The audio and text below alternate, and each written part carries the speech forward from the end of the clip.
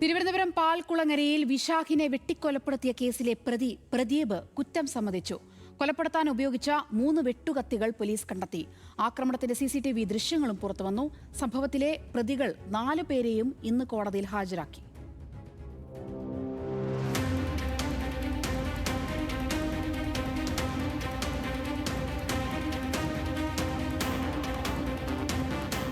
കൊല്ലപ്പെട്ട വിശാഖും കേസിലെ പ്രതിയായ പ്രദീപും അയൽക്കാരാണ്.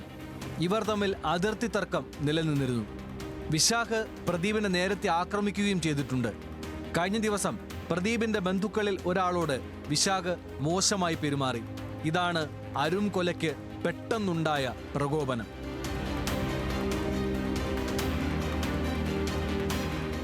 പ്രദീപിന്റെ ഭീഷണിയെ തുടർന്ന് വിശാഖ് മലയൻകീഴ് വീട് വാടകയ്ക്കെടുത്താണ് താമസിക്കുന്നത്.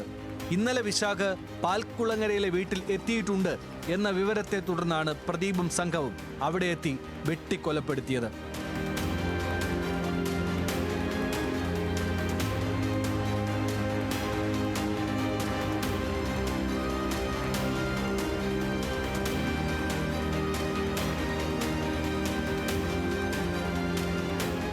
പോലീസിനെ തെറ്റിദ്ധരിപ്പിക്കാനുള്ള ശ്രമവും പ്രതികൾ നടത്തി.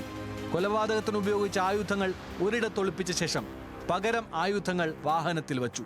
എന്നാൽ ഇത് തിരിച്ചറിഞ്ഞ പോലീസ് പിന്നീട് പ്രതി വിനീതുമായി പുലിയനാർ കോട്ടയിലെത്തി കൊലപ്പെടുത്താൻ ഉപയോഗിച്ച ആയുധങ്ങൾ കണ്ടെടുത്തു.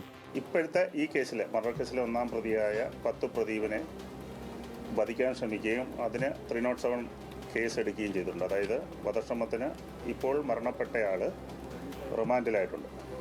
തുടർന്ന് അയാൾ ജാമ്യത്തിൽ ഇറങ്ങിയിരിക്കുകയായിരുന്നു.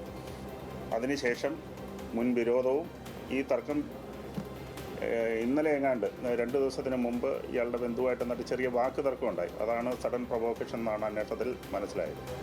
പ്രതികളുടെ അറസ്റ്റ് പോലീസ് രേഖപ്പെടുത്തി. പ്രദീപ്, വിനീത്, ശിവപ്രസാദ്, റാസിം എന്നിവർ നിരവധി ക്രിമിനൽ കേസുകളിൽ പ്രതികളാണ്. ന്യൂസ് മലയാളം, തിരുവനന്തപുരം.